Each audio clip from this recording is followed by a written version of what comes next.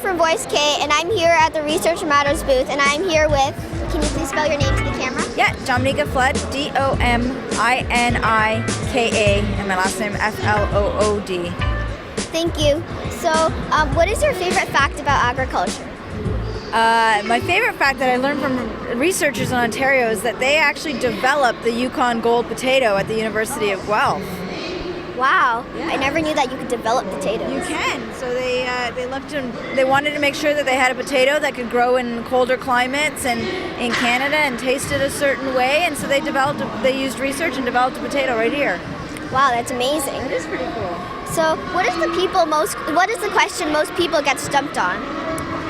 That's a good one. Since we've been at the fair, a lot of people have gotten stumped on this natural resources question. You want to see if you can do it? Yeah, sure. All right. So the question is, what is the most recommended material to build a water pump out of? And we're talking about water pumps that they would use in third world countries. So what do you think? Iron, steel, aluminum, or plastic? I think it's steel. Steel? Well, let's see. It's actually plastic because it's cheap and it's easier to fix. And when you're in a third world country, you need some materials that are really easy and quick to fix. So researchers at the University of Waterloo figured that out. Wow. So, what is the question most people ask you about agriculture? I don't know. I don't think they ask any specific questions. They're just really interested about all the different research that Ontario universities do that's related to agriculture, and we have quite a few different things, like they found out that grapefruits can impact with medicine, so you got to be careful with that. We've got other researchers that have been able to barcode the DNA of all of the different animal species, and they have it in a database. So researchers around the world, when they find new species, they can check to see what it's related to through DNA barcoding. There's lots of great agriculture research happening, so everyone has all sorts of different questions about agriculture research. So, how has the agricultural industry changed throughout the years? Well, that's a good question. I don't think that's one that I could answer, but I bet you there's researchers at different universities that could. Okay, thank you for your time. Oh, thanks for coming. Hi, I'm Stella reporting from Voice K.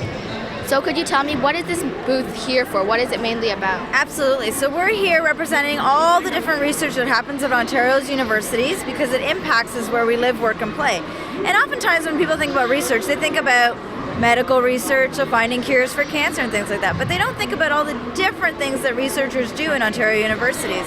So we've got lots of great agriculture research happening, so research on dogs and cats, and potatoes, and barcoding, and we've got researchers that research trees and they're able to figure out different products and how to be sustainable. We've got lots of great health research happening too, and lots of different really fun, cool things. Like the Nobel Prize winner that recently won, he created Snow Lab, which is a clean lab in a working mine, right? So there's lots of great research happening at Ontario's universities, and we just want to make sure that everybody knows about it because it really does make a difference to us. That's really cool. What's your favorite type of research? My favorite research, that's a tough one. There's so many. I mean, right now we've got a campaign where we've got 50 research discoveries, and it was really hard to think of just the 50. I guess if I had to pick one, I would say the fact that Technicolor was invented in an Ontario university. It was invented at Queen's. So before Technicolor, everyone watched their movies in black and white. And they figured out the process to colorize the movies so we could see them. So I think that's probably one of my favorites. Thank you.